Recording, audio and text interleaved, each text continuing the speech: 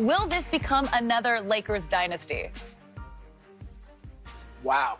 Well, let me define what I would call a dynasty. If they three-peat, which means they win the next two, or if they win 3 out of 4, so they win 2 of the next 3. And while I think they'll win the championship this year, I'm going to stop short of a dynasty. So I'll say no. They get this title, but no dynasty. Look, LeBron James has defied Father Time better than any player in NBA history. But at some point, Father Time's going to grab him by the neck and things are going to be different. Now, I'm not saying he'll become mediocre. I'm not even saying he'll become just all-star caliber.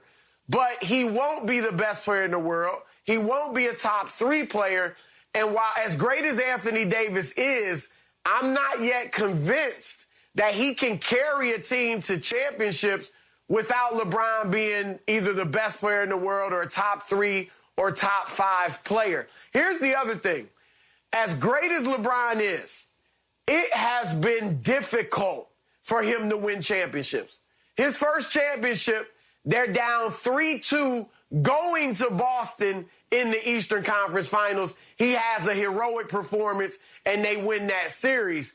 But the second championship, Ray Allen's miracle shot saves them against San Antonio. The third championship, they're down 3-1 to Golden State and have the heroic comeback. And then the fourth championship is in a global pandemic. I know some people, including Skip, have said it's easy, but LeBron himself has talked about how difficult that was. So LeBron's got 4 rings in 17 years.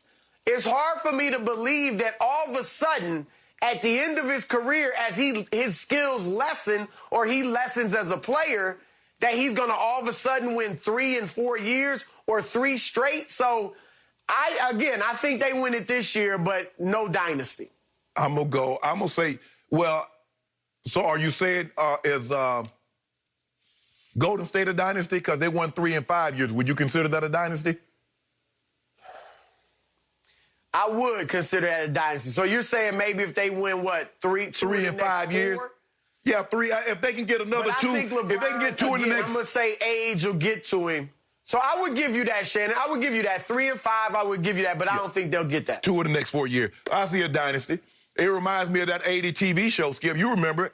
John Forsythe, Linda Evans with the Carringtons, Blake and Christy Carrington, and Joan Collins, I think her name was Alexis. Even Heather Locklear was in there. Sammy Joe, that was her name. That's what we about to have here, a blockbuster on our hand. You looked that up. You watch? I used to watch that because I was home on Friday night.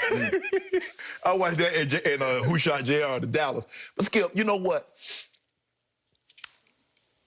Health is going to play a major role in this, Chris, because Michael Jordan, on his last three-peat, he was 35. LeBron James, starting what we believe is the start towards the dynasty, he's about to be 36. So this is unprecedented. Right. If you mention Shaq and Kobe to start with, Kobe was 22. Shaq was, what, 24? 26? So we got guys in their prime. You look at the Celtics, Larry and Kevin McHale and Robert Parrish, they're in their mid-20s. When you get Kareem and Magic was 20 at the start of this. Even Kareem was only 32. So we've never seen anything like this where somebody's about to start a dynasty. Even Tom Brady and the Patriots. Tom Brady was 23 years of age in the prime of that dynasty, Skip. So this is unprecedented. And you got to get a little lucky because if you remember Golden State's dynasty started, Kyrie and Kevin Love was injured. Also, Toronto, they caught a break because KD got hurt before the series, got really hurt in the series, and Klay got hurt. So you got to get a little lucky. You look at Isaiah. He sprained that ankle against the Lakers. So, Skip, if we can, and Chris, if we can avoid the injury bug, I say for 2 years. So you got a three-peat. You got a three-peat. Yeah, because you think we done? You know Rob Pelinka ain't done. We got some more moves that y'all don't even know about. You ain't done this year. All right, I want to hear Skip, but I got something else to say. I am loving this gloating coming across the table at me because the higher the expectations, the longer and harder the fall. I will give you this. You still have 2 of the top 5 players in the league, and when you have that, you have a chance to win next year's championship. Yeah. We'll see how LeBron ages or doesn't age this coming year as he turns 36. Yeah. Now for the truth. You got lucky last year. You got every break known to man in basketball. It broke perfectly for you because it was a pandemic championship. Right on schedule, just as the Clippers were taking off, but they needed more reps, as in repetitions. You needed rest, R-E-S-T, and you got it right on schedule. LeBron got to rest up and revitalize with about almost 5 months off before he went to the bubble. You got to pop the bubbly in a bubble in which the Clippers did not want to be. So to me, with all the luck you got with injuries along the trail happening to everybody but you proved very little to me. What did you really prove last year? It was a bubble championship. It was a COVID championship. It has an asterisk. No, it don't. LeBron seized the day and the opportunity in the bubble, and he was the best bubble leader by far.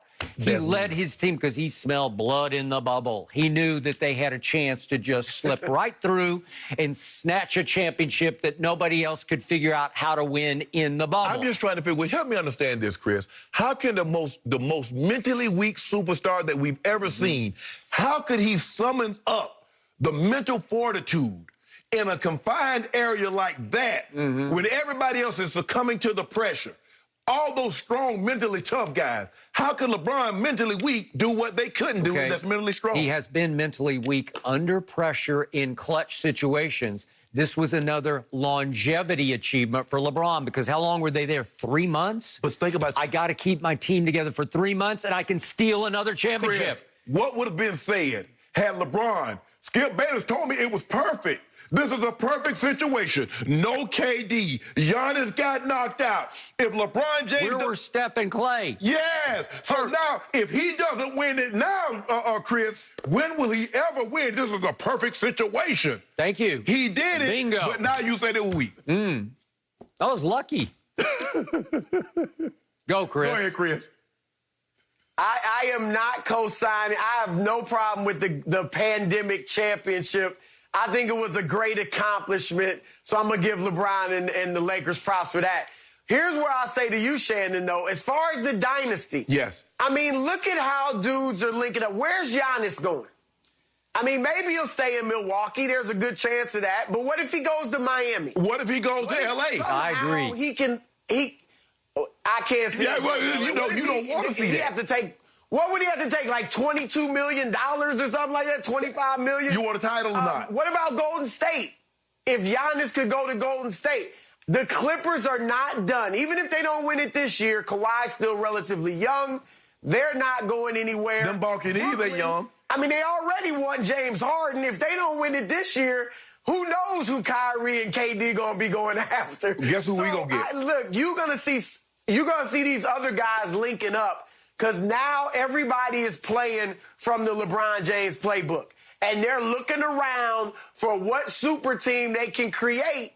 And so that's another reason I don't see these Lakers becoming a dynasty with LeBron at his advanced age. You can look around, but just because you got 2 great things don't mean they're going to mesh together. I like gravy. I like ice cream. I just don't like them together. And you see what LeBron James and AD did is that they fit.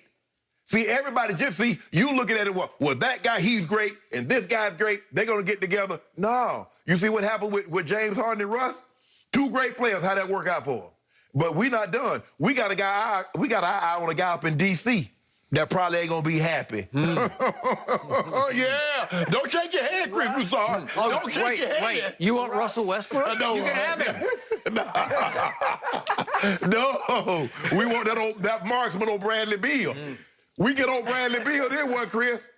Who gonna take us down then? Now then you're talking. Then you're talking. So you're talking. Can somebody within this discussion make one objective point? Does anybody remember? Does anybody really care that LeBron and company got to play